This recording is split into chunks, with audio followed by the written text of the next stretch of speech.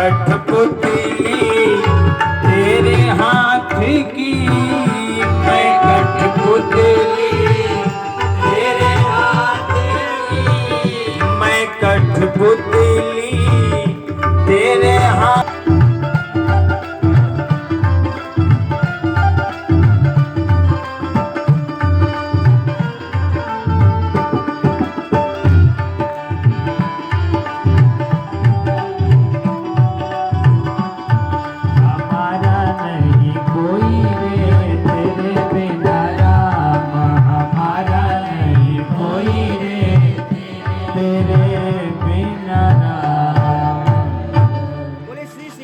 रामचंद्र भगवान की जय। या तो हमारी माइक ही बंद कर दिया है। हम तो सोचे कि हम ही गा रहे हैं। इतनी बड़ी मजाक। ए भाई मजाक ना करो यार।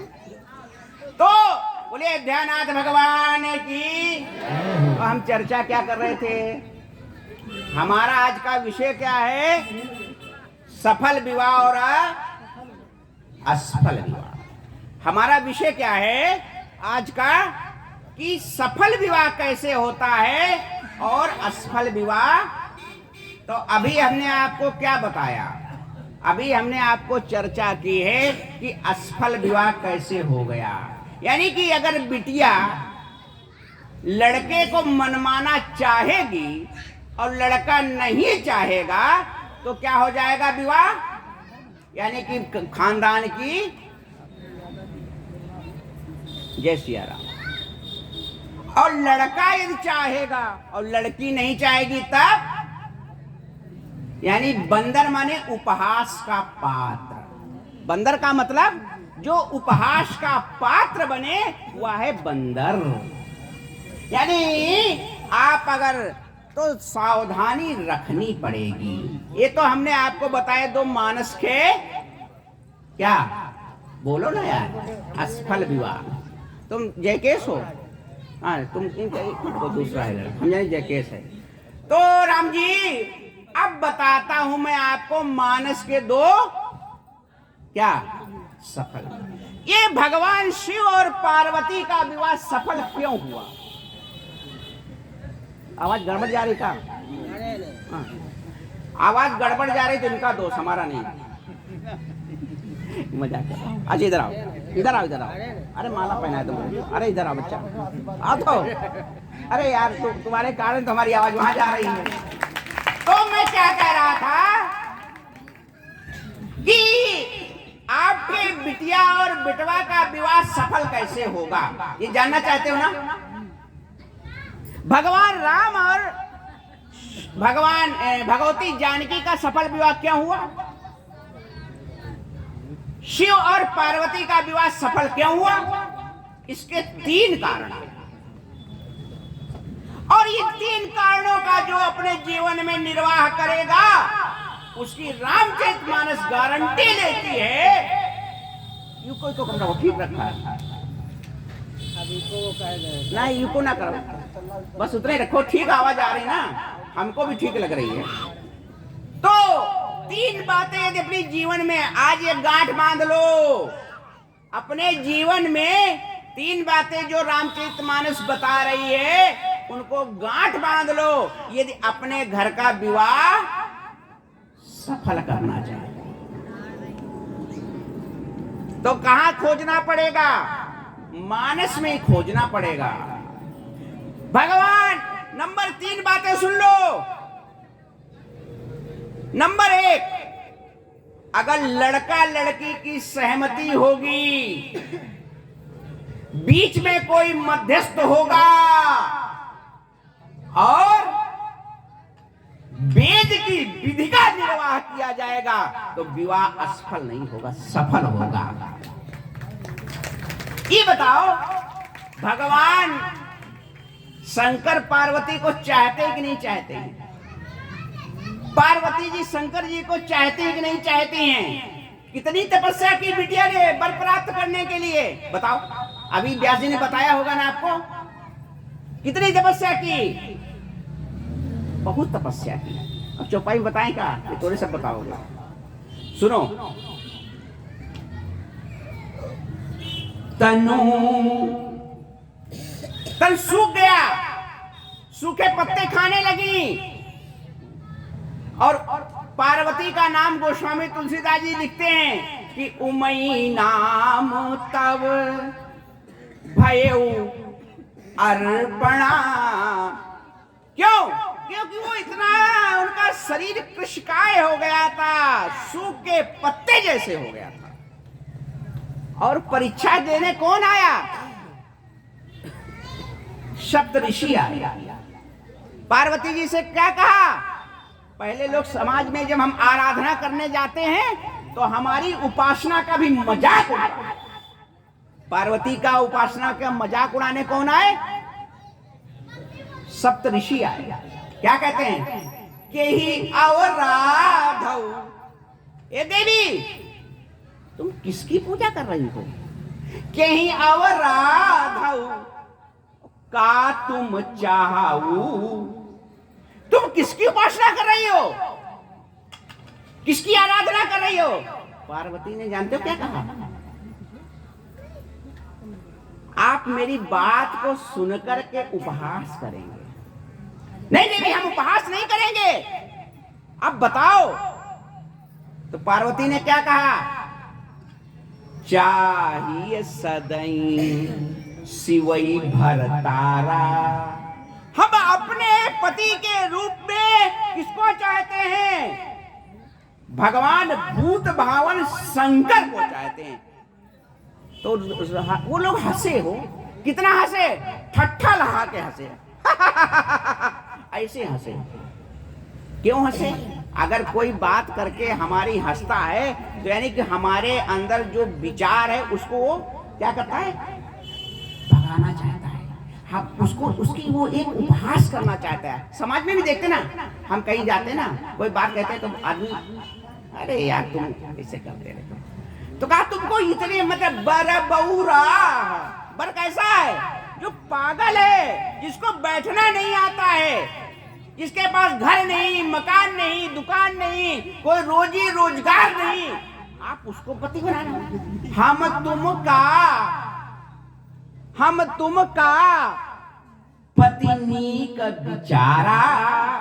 अरे तुम पति के लिए इतना कठोर तपस्या कर रही हो, हमने तुम्हारे लिए एक अच्छा सुंदर सा सुकोमल तुम्हारे योग्य क्या किसे खोजा है? वर खोजा है। कहा वो कौन है? कहा वो क्षीर साई भगवान क्या है?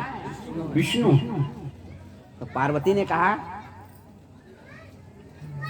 हमारे प्राण भले को निकल जाएं, लेकिन हम किससे विवाह करना चाहते हैं? एक जन्म नहीं मुनि, तुम समझ नहीं रहे हो। मैं 7 जन्म तक तपस्या करूंगी, लेकिन विवाह किससे करूंगी? भगवान शिव से। सती मरती हरिशन बर मांगा, और जन्म जन्म शिव पद अनुरागा। जब सती दक्ष के घर में जाकर के योगा अनल में अपने शरीर को भस्म कर रही थी, तो उन्होंने भगवान से वरदान क्या मांगा था? कि सती मरती हरिशन बर मांगा, और जन्म जन्म। ये हमारी एक निष्ठता है, ये हमारे पति के प्रति समर्पण है। ऐसे ही पति के प्रति जैसा समर्पण होता है, ऐसे अपने आराध्य के प्रति भी समर्पण होना चाहिए। अगर हमारा समर्पण नहीं है तो हमको भगवान नहीं मिल सकते, हमारे कार्य कभी सिद्ध है। समर्पण सबसे बड़ी शर्त है भक्ति में। भक्ति की सबसे बड़ी क्या शर्त है?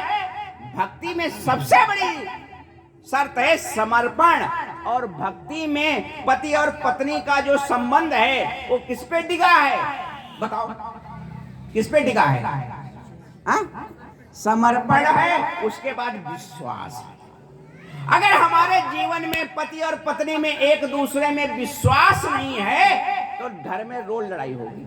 आप मोबाइल से भी बतियाओगे तो पति कहेगा अच्छी किससे बतिया रही हो? इसलिए भगवान शंकर की जब भगवान गोस्वामी तुलसीदास जी वंदना करते हैं तो वहां पर क्या लिखते हैं, क्या लिखते हो शुरुआत में? भवानी शंकरऊ वंदे। ये सब योग्य आदमी बैठे हैं, लेकिन हमसे परीक्षा लेते रहते हैं कि देखिए भैया भूल तो नहीं गए हैं। अरे तो बोला करो यार, तोरे सब नहीं बोलोगे तो हमारी बेइज्जती हो जाएगी। तो भवानी शंकरऊ वंदे और श्रद्धा विश्वास रूपिण याभ्याम बिना न पश्यन्ति सिद्धा शांतार्थमीश्वरम। यानी पति और पत्नी का जो नींव रखी गई है वह विश्वास पर। तो उन्होंने कहा कि सती मरती हरिशन बर मांगा और जन्म जन्म शिव पद अनुरागा। इसलिए जन्मी जाई हिमांचल गे हा। और फिर वो तपस्या करने चली गई। इधर क्या हुआ, भगवान से वरदान मांगा, किससे? नारायण से। तो नारायण ने भी अपना निर्वाह किया। सप्तऋषि परीक्षा लेकर के गए, भगवान शंकर को सारी बात बताए। भगवान शंकर ने क्या कहा? मैं शादी, क्या कहा बताओ, मैं विवाह नहीं करूंगा। तो भगवान ने क्या कहा? आप सुनो, देखो बड़ी ध्यान से सुनो, बड़े आनंद की बात है। भगवान राम ने कहा, भगवान पे अगर कोई संकल्प लेते हो, भगवान पर यदि विश्वास करते हो, तो भगवान अपने भक्त की रक्षा के लिए भिखारी भी बनते हैं। बनते ही नहीं बनते हैं। अच्छी, भगवान शंकर भगवान नारायण को, राम को मानते क्या हैं? स्वामी मानते हैं ना? क्या मानते हैं? अपना स्वामी मानते हैं। तो भगवान शिव के पास में कौन गया? भगवान नारायण गए। नारायण गए, अब विनती सुनो, मानस क्या कहती है? अब विनती मम सुनऊ शिव और जो मुंह पर निज ने। हे भगवान, मैं आपसे भीख मांगने आया हूं। भगवान शंकर ने कहा, अरे आराध्य मेरे देवता, आप मुझसे भीख मांगोगे?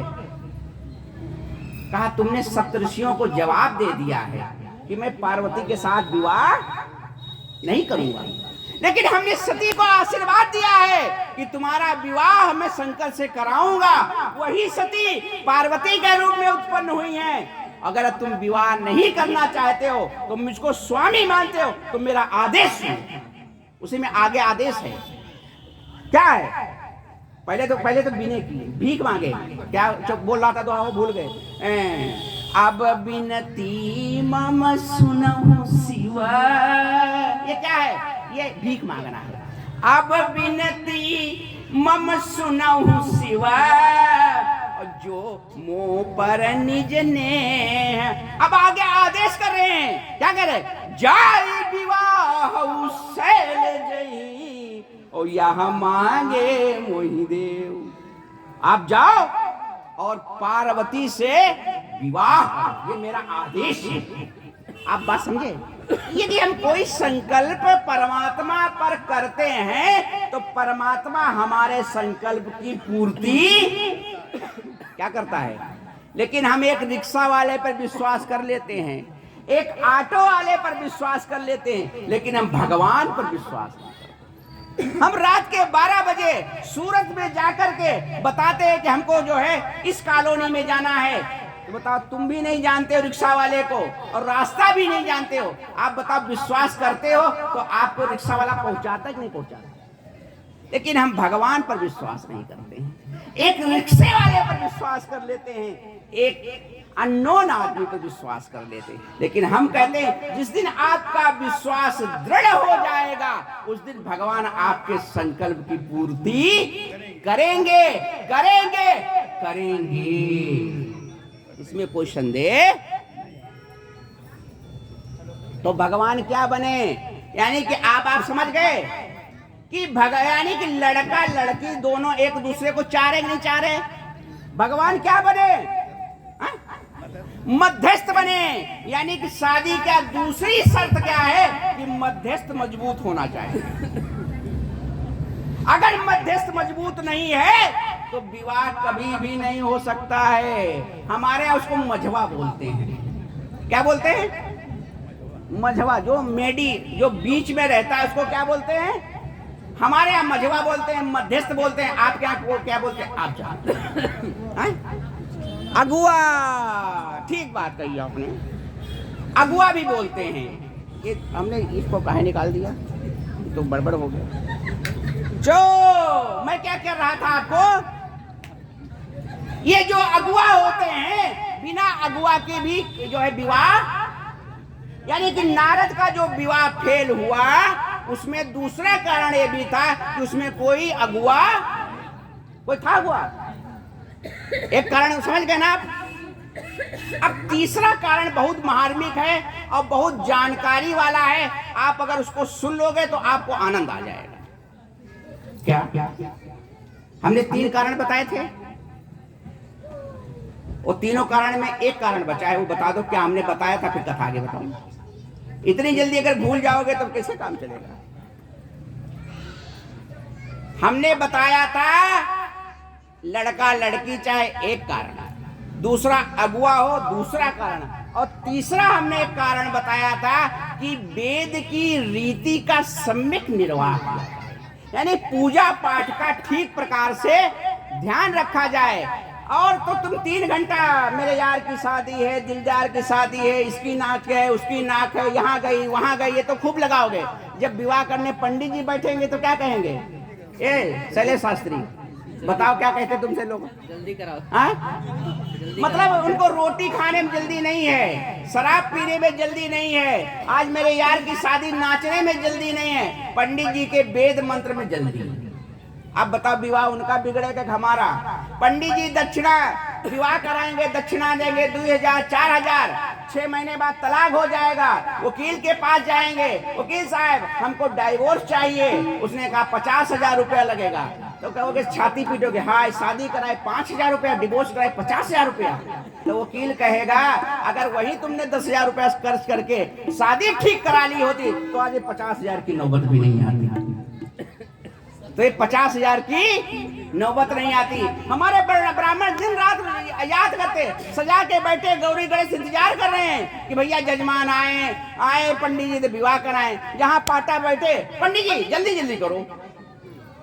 ऐसे नहीं विवाह होता है। भगवान शंकर और पार्वती का विवाह हुआ, गोस्वामी तुलसीदास जी मानस में लिखते हैं। सुनो आश्चर्य की बात है, क्या दोहा है? मुनि अनुशासन गणपति पूज्यहु शंभु भवानी, यानी कि ऋषियों ने मुनियों ने आदेश किया भगवान शिव और पार्वती को गणेश जी का पूजन करो। अब आपके मन में प्रश्न होगा, ए भैया ये गणेश जी का पूजन कौन कर रहा है? का भगवान शिव और कौन कर रहा है? और ये गणेश जी बेटे किसके हैं? ये बाप की शादी में बेटा महतारी बाप की शादी में पूजन किसका हो रहा है? बेटे का हो रहा है। ये बात गलत लिख गए गोस्वामी तुलसीदास जी। है लिखा है कि नहीं लिखा है? लेकिन आगे की तो आगे का दोहा नहीं है, ये सोरठा है। आगे का सोरठा पढ़ो। सोरठा नंबर कितना है? 100 या 101 है। रामचरितमानस का ये सोरठा नंबर 100 या 101 हो सकता है। आए आगे पीछे हो तो हमारी जबान नहीं पकड़ लेना, लेकिन है। ये खोलो देखो, है 100 नंबर खोलो, आगे का सोरठा पढ़ो। क्या लिखा है? मुनि अनुशासन गणपति पूज्यहु शंभु भवानी। आगे क्या कहता है सोरठा? अरे हमें याद है, खाली तुम देखो है कि नहीं, इनको बताओ है कि नहीं। 100 नंबर है कि 101? बोलो बोलो माइक से। 100 नंबर है ना? आगे का तुम बोलो बोलो बोलो। सुनिया ना दीजिए जान सीताराम को सुनि संशय करई जनी, ये सुनकर के तुम हे दुनिया वालों संशय माने संदेह मत करो, क्योंकि सुर अनादि जिय जानी, ये देवता है। देवता हमारे यहाँ क्या है? ये पद है। क्या है? ये यार गमछा हमारा सही करके लाओ, रखे ना, इसे गड़बड़ कर दिए, रखो तो देवता क्या है? कहा देवता एक पद है। जैसे आज हमारे प्रधानमंत्री पद पर कौन बैठा है? कौन बैठा है? मोदी जी बैठे ना, कल आप बैठोगे तो आप प्रधानमंत्री कहलाओगे। अब उसे हो जाओ तो अच्छी बात है। आए आप बात समझ गए कि प्रधानमंत्री एक पद है, ऐसे गणेश एक पद है। जो उस समय गणेश थे उनका नाम क्या था, और आज के जो गणेश है उनका नाम क्या है? आजी भैया, अरे रुको हम बता रहे हैं। आदि गणेश तो एक संज्ञा है, ये नाम नहीं है, ये विशेषण है। सुनो, ये विशेषण है। आदि गणेश से विशेषण है। उनका नाम था, उस समय जो गणेश जी थे उनका नाम था करिविरूपाक्ष। क्या नाम था? करिविरूपाक्ष नाम के गणेश थे। और जो इस समय भी गणेश हैं उनका नाम क्या है? उनका नाम जो है विघ्न विनायक, उनका नाम है एक दंत। एक दंत नाम के गणेश हैं जो भगवान शिव पार्वती के विवाह हैं। और जो करिविरूपाक्ष था वो हिरण्याक्ष का भाई था, हिरण्याक्ष का बेटा था, उसका नाम करिविरूपाक्ष नाम के गणेश उस समय थे। इसलिए को जनि संशय करऊ जनि सुर अनादि जिय जानी, यानी गणेश पद है। उस समय उस करिविरूपाक्ष नाम के गणेश थे, और इस समय जो गणेश है उनका नाम एक दंत वक्रतुंड। ऐसा कह सकते हो। एक बात आप कहना तो हमसे आप समझ गए। तो जैसे आज जो इंद्र हैं, वो आज के जो इंद्र हैं उनका नाम क्या है? आज पुरंदर नाम के इंद्र हैं। आज के जो इंद्र हैं वो पुरंदर नाम के इंद्र हैं, और आगे हमारे हनुमान जी महाराज इंद्र बनने वाले। तो ये इंद्र है, ब्रह्मा है, गणेश है, ये क्या है? ये जितनी वेदियों पर देवताओं का आप चावल रख के आवाहन करते हो, ये सब पद वाले देवता हैं। आप सुनो ये वैदिक जी विद्वानों, ये जितना हम चावल पे पुंज रख करके जिन जिन देवताओं का आवाहन करते हैं वो सारे के सारे क्या है? वो पद है और परिवर्तनीय है। सही? पद जो होता है वो परिवर्तनीय होता है, और उस पे चयन की एक प्रक्रिया होती है। उस प्रक्रिया को यदि कोई भी पालन करेगा तो वह उस पद पे पदासीन हो जाएगा। आप 100 यदि करते हो तो आप भी इंद्र बन सकते हो। मैं गलत कह रहा हूं? ये सनातन धर्म की पद है। बोले यज्ञ नारायण भगवान की। ए भैया, समय क्या हुआ है पहले भी बताओ हमें। अच्छी ठीक है, अभी 15 मिनट है वो। तो मैं कह रहा था, अब आप बात समझे मेरी? तीनों बात समझ में आ गई? मुनि अनुशासन गणपति, और पूजे हु शंभु भवानी, और को जनि संशय, गलत बोल गया हो, सुनी को संशय करई जनुई, और सुर अनाद जिय जानी। यानी कि लड़का लड़की को चाहे बीच में मध्यस्थ हो, और तीसरा वैदिक रीति का सम्यक पालन हो, तो विवाह आजीवन चलता है, 7 जन्म चलता है। इसमें कोई संदेह? बताओ, है संदेह? हमारे यहाँ जो 7 जन्म की कल्पना दी गई है वो इसी आधार पर दी गई है। और अगर इसका पालन नहीं कर पाओगे तो वकील को 50,000 रुपए देने पड़ेंगे। तो भगवान शिव और पार्वती का सफल विवाह, इसमें मध्यस्थ कौन बने? हमारे परम पिता नारायण बने इसमें मध्यस्थ। और एक सफल विवाह की चर्चा और करेंगे संक्षेप में, उसके बाद हमारा समय पूरा हो जाएगा, फिर आपकी आरती होगी। दूसरा सफल विवाह कौन सा हुआ है? भगवान राम और सीता का। जरा दर्शन कीजिएगा। भगवान राम सीता को चाहते कि नहीं चाहते? चाहते ही ना। अगर नहीं चाहते होते तो अयोध्या से कहां, विदेश, आज की भाषा में अगर जनकपुर नहीं जाते। और जानकी भी क्या करती हैं?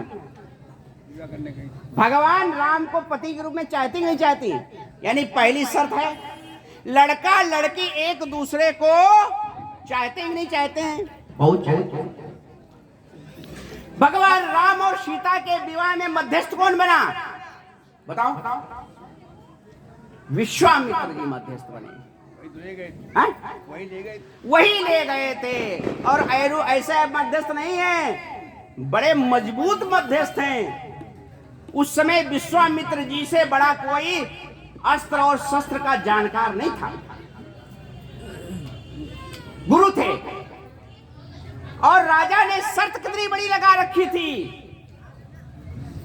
राजा ने भगवान के विवाह में शर्त कितनी बड़ी लगा रखी थी? क्या शर्त थी बताओ? जो इस धनुष को तोड़ देगा हम उसका विवाह जानकी के साथ कर देंगे। उसमें यह विचार नहीं करेंगे कि वो उसका कुल खानदान क्या है। यानी कि पराक्रम की पराकाष्ठा को जो पार करेगा। तो कितने राजा आए? दीप दीप के भूपति नाना। ये नाना माने ये नाना मामा वाला नहीं है। नाना शब्द का अर्थ यहाँ पर क्या है? अनेकों है। एकदम राइट, गुड गुड। तो दीप दीप के भूपति नाना। क्या करना है? ये जो हमने पढ़ लिया है उसके लिए आए हैं। अब सारे के सारे राजा गए उसमें। आपको पता है ना कौन कौन? रावण भी गया था, पता है, बाणासुर भी गया था। यानी कि उस समय भूमंडल पे जितने बड़े बड़े राजा थे। ये 2 नंबर खोलो, 240 के आगे खोलो, 240 खोलो। तो सारे आए। आने के बाद में धनुष तक जाते हैं। पता है आपको? धनुष तक जाते हैं, धनुष की परिक्रमा करते हैं और क्या करते हैं? उठाने की चेष्टा करते हैं। ऐसे हुआ ना? ऐसे ना? ऐसे गाय तक लगा और फिर ऐसे मुंह को शर्मा करके फिर देखते नहीं है। सारे के सारे गए और ऐसे मुंह लचा के सारे राजा चले गए, सारे महाराजा चले गए, कोई बचा नहीं। अब आप कल्पना करो, जिसकी बेटी जवान घर में बैठी हो, पिता सुबह जो है सत्तू, और सत्तू पहले लेकर चलते थे ना, चबेना लेकर के लड़की के विवाह के खोजने के लिए बर के लिए निकले और शाम को घर में आए। तो शांत रहो। घर में आए तो घर में जब आता है तो माता दौड़ करके जाती है, कहाँ गए थे आज? देवी, फलाने गांव में किसी ने लड़का बताया था और वहां हम देखने गए थे। जिस लड़की जिसकी शादी की बात करती है, लड़की कैसे खड़ी होती? पर्दे के पीछे ऐसे कान लगा करके सुनती नहीं सुनती है कि पिताजी हमारी माँ को क्या बता रहे हैं। और पिता से पूछती है, माँ क्यों? देवी, गए तो थे, लड़का तो ठीक था लेकिन करता। तो माँ क्या कहती है कि ऐसा बर हमको जो कुछ करता ही नहीं हो, पढ़ा लिखा हो, तो बताओ ऐसे लड़की को कोई अपनी देगा? और एक नहीं, दो नहीं, सैकड़ों ऐसे बर के लिए लड़के बाप ने प्रयास किया हो और उसको सफलता ना मिली हो, तो बताओ बाप के कलेजे पे क्या बीते? कुंवारी कुंवारी रहाई का करहूं। एक पिता की व्यथा है कि कुंवारी कुंवारी मेरी बेटी अब कुमारी रह जाएगी। मैं हार गया। मैंने बड़ा संकल्प ले लिया था, ये संकल्प का परित्याग करता हूं तो मेरी यश और कीर्ति सब समाप्त हो जाएगी। मेरी यश और कीर्ति सब समाप्त हो जाएगी। मैं कैसे अपने इस संसार में मुंह दिखाऊंगा। अब सीता पर क्या बीत रही है? सीता भी सोच करके व्याकुल है, सारे जनक के पूर्ववासी सब व्याकुल हैं। लेकिन हमको एक बात नहीं समझ में आ रही। राम जी बैठे, लक्ष्मण जी कहे महाराज आप अनुचित बोल रहे हो। विश्वामित्र ने देखा, लक्ष्मण का शांत बैठो। विश्वामित्र जो है राम को आदेश नहीं कर रहे हैं। अब ये सारे राजा गए, लेकिन विश्वामित्र ने राम जी को आदेश। अब विश्वामित्र को यहाँ पे समझना पड़ेगा आपको। आदेश क्यों नहीं कर रहे कि अगर जो धनुष तोड़ेगा उसको क्या मिलेगा? उसको 3 चीजें मिलेंगी। पता है? जो धनुष को तोड़ेगा उसको क्या क्या मिलेगा? उसको 3 चीजें मिलेंगी। नंबर 1, वह संसार में सबसे बड़ा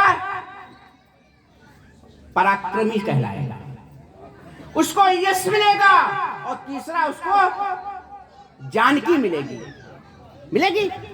तो विश्वामित्र जानते हैं कि राम का पराक्रम कितना है कि अभी ताड़का और मारीच को मार के आ रहे हैं। इनके पराक्रम की आवश्यकता है इनको। इनका यश कितना है, भूमंडल में सारे चक्रवर्ती सम्राट के बेटे हैं, इनके इसमें कोई कमी है? और सीता तो राम की थी, सीता राम की है, और सीता राम की। लेकिन विश्वामित्र को समझो, विश्वामित्र क्या कहते हैं? उठऊ राम, उठऊ राम, भंजऊ भव चापा। जानकी के लिए नहीं हो, मेटहु तात जनक परितापा। एक व्यथित पिता के मन की कष्ट को हरण कर मिले राम। जो राम वही है जो आपके मन की व्यथा का हरण करे।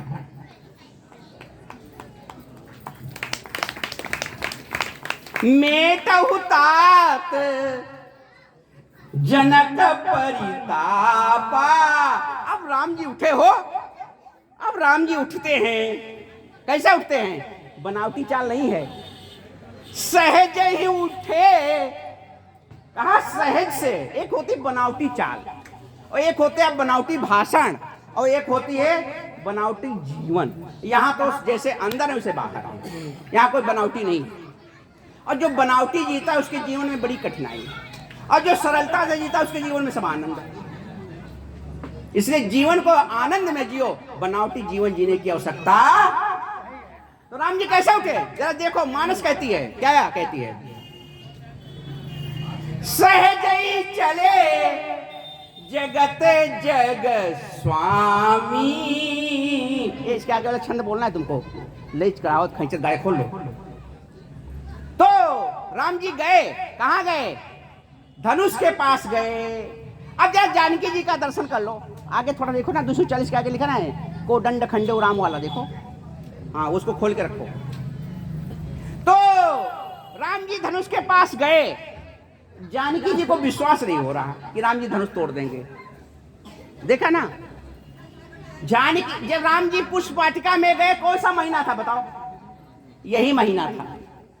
ये कार्तिक चल रहा ना, कल पूर्णिमा हो जाएगी, कल ग्रहण है। सुनो, कल ग्रहण लगेगा 5:10 से 6:19 तक, और उसका सूतक माना जाएगा सुबह से ही। नहीं बाबू, जब 5:10 से ग्रहण है तो उसका सूतक भी 8:10 से माना जाएगा। 9 घंटे पहले माना जाता है। तो 20 मिनट का है, आप झूठ बुला रहे हो। 8:30 कह के हमको झूठ बोलना पड़ेगा आपकी बात की समर्पण में। तो हम कह रहे थे तो सूतक में क्या करना चाहिए? सूतक में खान पान वर्जित है, लेकिन कोई डायबिटीज की दवा खाता उसके लिए मना नहीं है, वो खाए। और अगर कुछ नहीं करते तो फल खा के रहो। सूतक में भी अन्न ग्रहण नहीं करना चाहिए। बच्चों को खिलाओ पिलाओ, वृद्ध को खिलाओ, रोगी को खिलाओ, लेकिन तुम ये सक्षम हो तो फल खा करके, दूध खा करके 9 घंटे का व्रत करो। और शाम को जो है हम समय बंद करें, 4 मिनट है, 4 मिनट कथा पूरी कर देंगे, आप चिंता मत करो। तो अभी 4 मिनट हमारे पास है, 4 मिनट हमारे पास है ना, तुम 3-3.5 मिनट दो यार। तो राम जी, तो मैं क्या कह रहा था कि जानकी जी परेशान हो रही हैं। जानकी जी कहती हैं कि अगहन के महीने में पुष्प का दोना उठाने में जिनको पसीने आता हो वो धनुष को कैसे तोड़ेंगे? गणेश जी से प्रार्थना की। गणेश जी ने कहा देवी का वरदायक, हे वरदायक, मैंने आपकी जीवन पर्यंत सेवा की है, आप इस धनुष को हल्का कर दो। गणेश जी ने कहा मान लो धनुष 10 किलो का है, कहा 5 किलो कर दे, कहा नहीं 5 किलो उठाने में भी संदेह है, कहा 1 किलो का कर दे, कहा ये भी। फिर कहा कितना कर दे, कहा जितना ये उठा सकते उतना कर दो।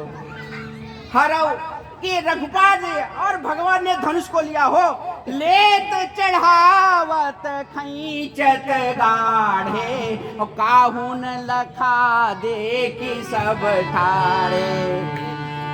बोलो। लेत चढ़ावत खींचत गाढ़े, काहुन